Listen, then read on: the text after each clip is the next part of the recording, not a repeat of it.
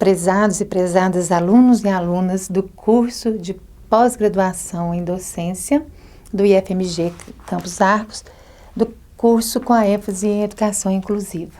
Aqui estou eu para apresentar, para conversar com vocês sobre mais uma disciplina, né, desse curso, que é a disciplina que traz conceitos, características, aborda de uma forma geral os transtornos globais de desenvolvimento e as dificuldades específicas de aprendizagem. Nesse vídeo eu não vou ficar falando quais são os transtornos, quais são as dificuldades, porque tudo é bem trabalhado, bem exposto na apostila que vocês têm acesso, né? E que vai tratar detalhadamente de cada transtorno. Só apresentar, né, que nós falaremos lá do que é um transtorno global, lembrando que o que os médicos, os psiquiatras, os psicólogos costumam consultar, né, tem como referência de consulta para estabelecer diagnósticos e tratamentos para os transtornos e dificuldades. Eles seguem o manual, né, um manual que é publicado pela Associação Americana de Psiquiatria, né? É um manual que trata dos transtornos mentais. Esse manual, ele tem inúmeros transtornos, né? Inúmeras dificuldades. Só que a gente, nessa disciplina, a gente vai tratar daqueles que são mais comuns e que são os que mais aparecem nas nossas escolas, né? Que apresentam mais, assim, comum, estão mais presentes no nosso trabalho cotidiano. Então, nós trataremos do autismo, nós trataremos da síndrome de Asperger, da síndrome de Rett, da síndrome de Ehlers, do autismo atípico. Depois nós trataremos na segunda parte do transtorno obsessivo compulsivo, que é o TOC, da síndrome de Tourette. Depois nós trataremos dos transtornos de leitura específicos de aprendizagem, né? O transtorno de leitura, o transtorno da escrita e o transtorno da matemática, que a gente conhece como dislexia, descalculia ou desortografia. Então, todos esses transtornos e dificuldades, a gente vai ver detalhadamente na apostila. Esses transtornos globais, até o DSM-4, eles eram colocados nessa terminologia, transtornos globais de desenvolvimento. Então, nós tínhamos o autismo, a síndrome de Asperger, tudo separadinho. Na última edição do DSM, que DSM é a sigla, né, desse manual de tratamentos de transtornos mentais, de critérios, né, para diagnóstico de transtornos mentais. Esse DSM, a última edição dele de 2013, é o DSM-5. Então, ele já tira essa nomenclatura de transtornos globais de desenvolvimento e coloca esses transtornos, autismo, Asperger, transtorno, autismo atípico, a síndrome de Ehlers, coloca tudo no tratamento que se chama TEA, transtorno do espectro autismo. Só que isso está sendo muito discutido, né, na área médica, na saúde mental, de que pega tudo e coloca dentro de uma característica só, que é do transtorno do espectro autismo. Então, estão tendo muitos estudos, muitas divergências, e aí a gente preferiu fazer assim, demonstrar, né, apresentar cada transtorno como sendo aquele, né, por que é transtorno global de desenvolvimento? Porque afeta o neurodesenvolvimento, né? As crianças, às vezes, normalmente têm um desenvolvimento normal, até 1, 2 anos, e depois param de desenvolver ou começam a ter alguns sintomas, algumas características, igual dificuldade de interação social, dificuldade na linguagem, estereotipias, né? Movimentos repetitivos, começam a não desenvolver cognitivamente a fala, as produções, igual uma criança evoluiria normalmente. Então, quando as crianças começam a desenvolver esses sintomas, essas características, então é encaminhado, né, ao especialista, E ele, usando esse manual, seguindo esses critérios, ele vai dar o diagnóstico, o tratamento e tal. Então, é só para esclarecer que, se você pegar o DSM atual, lá não está como transtorno global de desenvolvimento, está como TEA. São transtornos que fazem parte de um grupo que chama transtorno de espectro autista.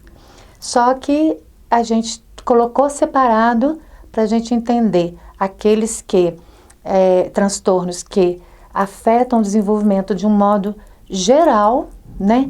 Linguagem, como eu já falei, linguagem, motor, cognitivo, social, e aqueles que afetam mais só a aprendizagem. Por exemplo, a dislexia, que é um problema na leitura e na interpretação de textos, né? A desortografia, que já é uma dificuldade na escrita, na produção, na formulação de frases, e a descalculia, que já é um transtorno na área de matemática, né? Na área de cálculos e nessa área aí das exatas. Então, nós temos esses transtornos e essas dificuldades que afetam, né, o desenvolvimento tranquilo, harmonioso das crianças nas nossas escolas. E todas elas, né, têm o direito de serem incluídas, têm o direito de terem um trabalho efetivo, um trabalho individualizado, um planejamento de atendimento a elas. Só que elas ainda não têm cura, né? Não existe, a ciência ainda não tem uma cura para esses transtornos e essas dificuldades. Mas existem tratamentos, né? Existe muito estudo já nessa área. Então, existem tratamentos, às vezes, através de medicação, através de terapias, através de exercícios apropriados, né? E a gente tem que ter conhecimento disso, porque são alunos que a gente recebe todos os dias em nossa escola, no nosso contexto social, independente de onde a gente esteja. E a gente tem o dever, né, de proporcionar-lhes, né, de atender o direito deles de estarem sendo bem atendidos aonde estejam, que seja na escola inclusiva, que seja na escola especial, que seja na igreja, que seja na sua casa, que seja na praça, que seja onde for. Ele tem o direito de ter um atendimento especializado e, ao mesmo tempo, ser visto como cidadão que está ali para poder produzir cada vez mais dentro das suas limitações. Mas, como eu falei, eu não vou especificar, né? Vocês têm a apostila, tem o material. Eu apresento nessa disciplina vários vídeos, né? Tem vários vídeos que vocês não devem deixar de assistir. Tem indicações, tem vídeos de pessoas que têm os transtornos, né? E conversam com a gente, conversam com o público para mostrar quais são as suas dificuldades, quais são as suas competências. Nós temos vídeos de mães, né? De pais que lidam com as crianças que apresentam esses transtornos, essas dificuldades.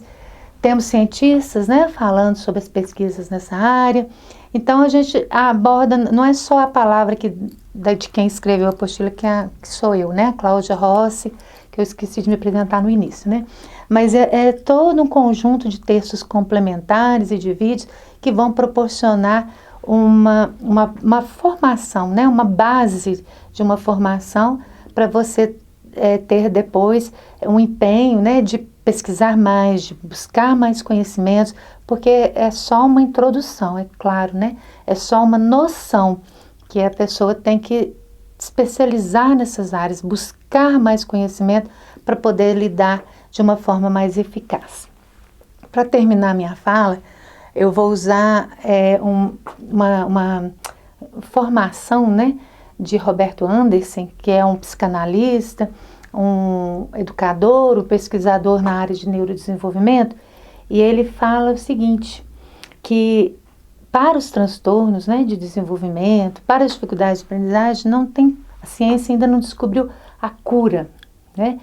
Mas o que a ciência tem descoberto a cada dia que passa é a capacidade do cérebro, a capacidade da mente, dela buscar recursos para desenvolver mais as potencialidades daquele indivíduo. Então, que nós educadores, nós pais, nós profissionais de educação, nós como cidadãos, né, de forma geral, devemos fazer para poder ajudar essas pessoas que têm essa necessidade devido a transtornos de desenvolvimento ou dificuldade de aprendizagem. Nós temos que ter empatia e trabalhar muito mais as habilidades e competências que essas crianças com necessidades têm do que as suas limitações, do que os seus problemas. Então, trabalhar em cima das habilidades, das competências, dos talentos, dos dons, né? Porque aí, se você vai estimulando essa parte, o cérebro vai se curando, vamos dizer assim. Ele vai trabalhando para buscar cada dia algo melhor para fazer com que aquele indivíduo tenha um progresso mais harmonioso. E ele também cita, e eu deixo aqui, né, a questão do trabalho com a autoestima. A autoestima é tudo, e a autoestima é capaz de fazer grandes progressos, né? Principalmente nas crianças que têm transtornos ou dificuldade de aprendizagem. Então, nós trabalharmos a empatia, nós termos esse processo de empatia para cada vez mais buscar conhecimentos para poder afetar a autoestima daquele aluno, né? Mostrar que ele é capaz, mostrar quais as habilidades dele, como ele é capaz de vencer. E aí a gente não vai precisar de tanto recurso tecnológico, de tanto remédio, de tanta ferramenta, né? Que às vezes as pessoas dão uma desculpa de que não conseguem inclusão, não conseguem um tratamento diferenciado porque faltam recursos. Às vezes o recurso inicial, às vezes não, eu afirmo, né, que o recurso inicial, que é aquele que pode provocar transformações, são essas duas coisas, a empatia e o investimento na autoestima. As outras ferramentas fazem parte, mas pode ter tudo. Se não tiver empatia e um trabalho voltado para a autoestima, pode ser o maior computador do mundo, o maior aplicativo do mundo que não vai resolver. Então é essa a minha mensagem. Aproveitem bastante os textos complementares, como eu já falei, os vídeos e a apostila, e espero que eu possa, né, com esse trabalho, contribuir para que a gente conheça um pouquinho mais do mundo, das características, do que compõe essa diversidade de pensamentos, de modo de agir das crianças que têm transtornos globais de desenvolvimento ou dificuldades de aprendizagem. Muito obrigada, bom estudo para vocês, até mais.